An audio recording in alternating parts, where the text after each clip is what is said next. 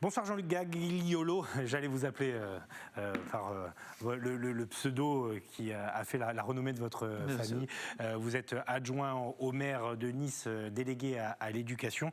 Et la culture, vous la connaissez bien parce que vous êtes aussi l'un des garants de la tradition niçoise sur le territoire. Et vous portez aussi ce plan culture dans les écoles niçoises à la rentrée prochaine, 1,6 million d'euros sur la table. Il y a un appel à candidature aussi qu'on va relayer dans quelques instants pour pousser les artistes à se manifester en fait, tout simplement, et donc à intervenir dans les écoles. Vous l'avez présenté en début de semaine, ce plan. C'est 12 heures d'enseignement artistique par an, au minimum par élève. Il y a une première expérimentation dans 21 écoles qui va être menée dès la rentrée, et l'idée c'est de le généraliser dans les 164 ou 170 écoles primaires et maternelles de la ville de Nice. Il y a un double enjeu. Donner l'accès à la culture à tous les élèves, et puis donner un petit coup de pouce aussi aux comédiens, aux compagnies, aux musiciens qui sont là en souffrance. Absolument. En fait, le principe, c'est d'abord que nous allons remplir un engagement du maire qui était d'amener la culture dans les écoles. Donc Christian Estrosi avait dit lors de la campagne que nous serions en mesure, effectivement, d'imaginer un plan qui permettrait à tous les enfants, de la maternelle au CM2, pour commencer, d'avoir accès à la culture. Et avoir accès à la culture, ça n'est pas d'abord aller vers la culture quand on n'en est pas familier, quand on ne la connaît pas, c'est faire en sorte pour la collectivité territoriale d'amener cette culture auprès des enfants. Et auprès des enfants, au plus près des enfants, c'est d'abord à l'école. Donc ce plan, vous l'avez dit, c'est d'abord de permettre aux artistes d'intervenir dans les écoles de manière régulière, tout au long de l'année, et évidemment plusieurs années d'affilée. Nous mettons en place cette année d'expérimentation dès septembre prochain, par laquelle les artistes vont intervenir, effectivement, vous l'avez dit, sur des modules de 96 ou 72 heures, selon les cas.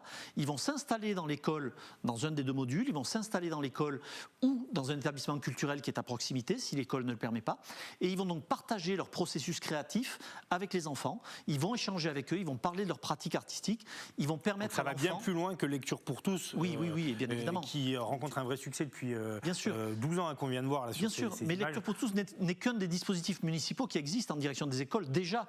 Donc ce que nous faisons vient s'ajouter aux dispositifs existants, et donc par le dispositif Culture à l'école, 100% Culture à l'école, eh bien nous allons permettre aux artistes de s'installer durablement dans l'école et de partager avec les enfants en fait, et avec les enseignants.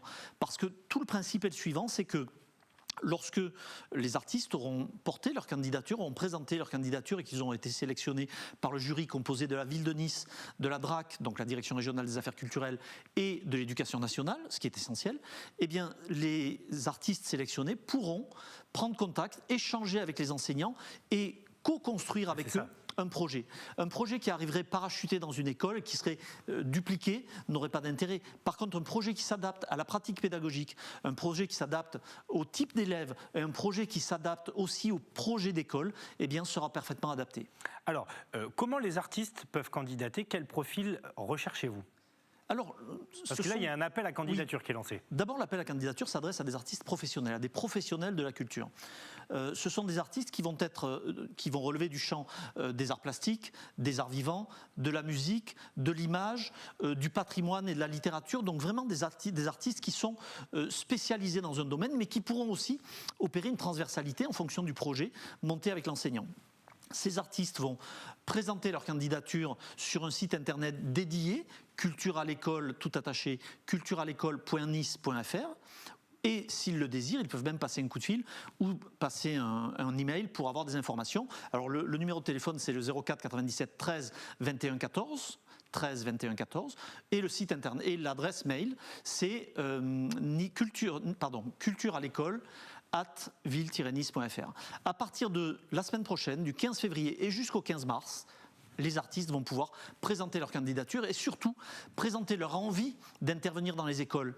Parce qu'être un artiste, effectivement, c'est quelque chose qui est précis et chacun sait comment se définit son art. Par contre, la capacité à transmettre, la capacité pédagogique, tout le monde ne s'en sent pas forcément capable, donc ne peuvent présenter leur candidature que des artistes qui ont envie d'aller dans les écoles, qui ont déjà éventuellement été dans les écoles. Oui, parce que ça se fait déjà. Ça se fait déjà, bien sûr. L'idée, c'est aussi de les soutenir. Alors évidemment, là, on est à horizon de la rentrée prochaine. Christian Estrosi a d'ailleurs dit qu'il s'engageait à ce que la vie culturelle reprenne à partir du 15 septembre. Mais il y a aussi cette dimension sociale auprès des artistes, parce qu'ils souffrent depuis le mois de mars dernier. Ça va leur donner des dates, tout simplement, et peut-être un retour aussi au public. Oui, alors il y a plusieurs dimensions. Il y a d'abord la dimension sociale, vous l'avez dit, bien sûr, mais il y a aussi la dimension citoyenne, parce que ces artistes sont par nature des personnes qui font le lien entre différents types de populations et qui vont apporter de nouveau un peu de vie, à la fois dans les écoles, mais aussi dans les familles, parce que les enfants qui vont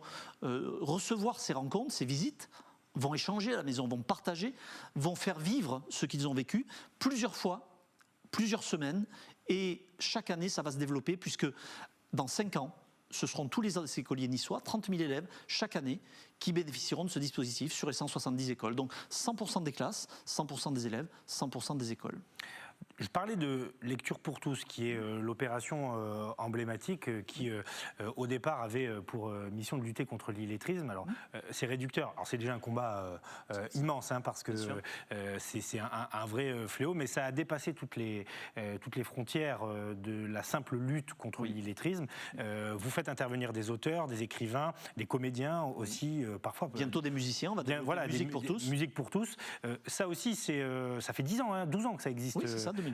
Dans les écoles de la ville de Nice, et ça rencontre un succès phénoménal. Alors ça rencontre un véritable succès parce qu'en fait ça répond à un vrai désir. En fait le succès dépend du désir, et en l'occurrence ces écrivains qui sont des écrivains volontaires, on ne force personne évidemment, et qui ont cette habitude d'échanger avec les enfants, ces écrivains déclenchent des goûts, des appétences à la lecture, à l'écriture parfois, à la comédie, puisque nous faisons aussi intervenir des comédiens régulièrement.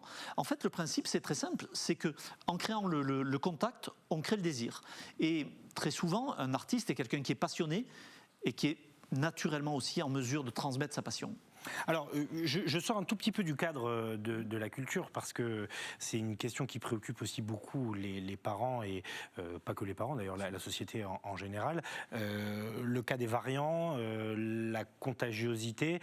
On débat beaucoup aussi de l'attitude à adopter avec les enfants. Faut-il les obliger à porter le masque? Sont-ils contagieux?